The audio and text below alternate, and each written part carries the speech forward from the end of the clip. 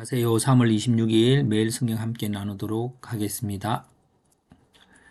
저희들은 이렇게 하나의 본문들을 요약하고 그 요약한 것을 직결해서 핵심을 패턴화한 것을 가지고 다시 적용점을 찾아가는 것으로 하고 있습니다. 첫 번째 문단, 멸망에 가증한 것이 거룩한 곳에 선 때에는 유대에 있는 자들은 뒤를 돌이키지 말아야 한다. 대충 읽어볼 때 인자의 오심에 대한 것인 것을 알 수 있습니다. 그래서 이 부분은 인자의 오심에 대한 우리의 태도라고 이름을 해보았습니다. 그것이 급박함이고 결단함이다. 그날에는 아이 벤 자와 흠먹이는 자들에게 화가 있고 도망하는 일이 겨울이나 안식일이 되지 않도록 기도해야 된다. 인자의 오심에 대한 우리의 태도이고요. 택하신 자들을 위하여 그 창세로부터 지금까지 없던 그 환난의 날을 감하실 거다. 그 인자의 오실 시기에 대해서 말하고 있습니다. 이 문장은 인자의 임하는 것은 모든 장소에서 알도록 일어나므로 자신이 그리스도라고 하는 거짓 선지자들과 그 기적들을 믿지 말아야 한다. 네. 인자의 장소죠. 전 세계적인 인재입니다. 죽음이 있는 곳에는 독수리가 모인다. 거짓 선지자들이 악한 자들이 모인다. 예.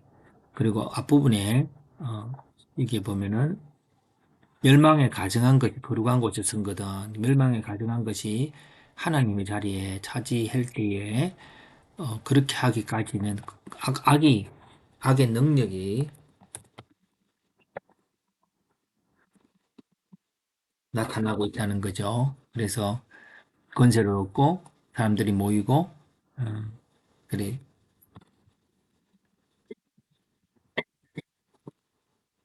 추종하는 자들이 있고 이렇게 될 것이라고 하는 것을 말하고 있습니다. 그러나 하나님의 택하신 자들은 하나님을 더 기다리게 되는 것이겠고요. 하나님의 공동체가 형성이 됨을 통해서 우리가 더 강한 힘을 얻겠죠.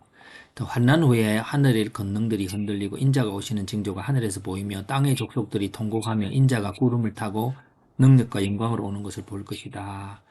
인자가 오실 때에 징조이기도 하고 또 오시는 모습들을 말하고 있습니다. 인자는 큰 나팔 소리와 함께 천사들을 보내어 택하신 자들을 사방에서 모은다. 이제 인자가 와서 하시는 일이겠고요.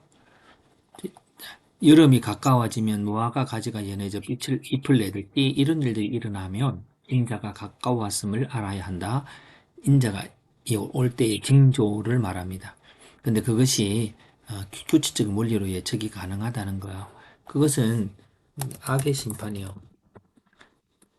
하나님의 섭리. 이게들이 규칙적인 거잖아요. 네.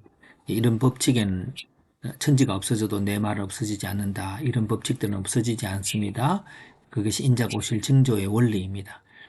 그래서 인자가 오시는 때가 어떤 걸 말하고 있냐 하면은 이렇게 해서 다시 패턴화를 해봅니다. 인자가 오시는 날이라는 제목으로 패턴화를 해보면 인자가 오실 때의 징조, 멸망에 가증한 것이 거룩한 곳에 선거, 거짓 선자자 자신이 그리스도라고 하는 자가 일어나는데, 근데 한 지역에서만 일어나는 거겠죠. 하늘의 권능들이 흔들리고, 하늘의 백성들의 뚜렷한 구분이 되어지는 것이 될 것입니다. 인자가 임하는 장소가 전 세계적인 인재고, 인자가 오실 때의 방법, 말씀의 원리가 작동되고요. 무화과 나무 비유처럼 그렇습니다. 언제나 말씀의 원리가 대로 그것이 일어나는 것 분명할 것입니다. 인자가 와서 하시는 일은 택하신 자들을 위하여 환난을 감하시고 그것은 택하신 자들의 구원에 대해서 도와주시는 거죠. 그리고 구원의 확실성, 세상이 막 어려워지고 할 때 혹시나 우리가 이런 것에서 믿음을 잃어버릴까 하는 건데 아니라는 거죠. 택하신 자들을 사방에서 모으죠. 그러고 나서 여기 보면은 와서 그 능력과 큰 영광으로 오는 거죠. 예. 큰 능력과 큰 영광을 가진 인자가 능력과 큰 영광을 가지고, 네. 그 이전에는 적그리스도가 거룩한 곳에 서서 자기 하나님이라고 하는 걸 하지만 곧 이게 부서질 것입니다. 자, 인자의 오심에 대한 우리의 태도가 세상과 연결된 것에 대해서 결단하는 거요. 그리고 도망한 어떤 세상과 있는 그것으로부터 자기를 도망함이라고 분리함이라고 해야 될까죠? 거의 좀 더 가까울 것 같습니다. 자, 이렇게 해서 패턴화를 하다 보면 이것이 언제나 하나의 그 내 마음에 적용할 수 있는 것들이 일어나야 될 것입니다. 내용이 많아도 우리가 이런 걸 알고 있는 것들을 제쳐놓고 결국은 예수님께서 구원은 예견 가능하고 또 분명히 그 구원은 확실하다라고 하는 것들을 말씀하시고요. 그렇다면 지금 우리가 할 일은 지금 하늘의 권능들이 흔들리고 악한 자들이 으쌰으쌰하고 한다고 해서 두려워할 거 아니라 여전히 말씀의 원리로 우리가 내 삶을 열심히 살아가고 있는 그것이 우리가 할 일이 되겠죠. 그리고 그 말씀의 원리란 여전히 그 세상들과 어떤 정도의 불리함.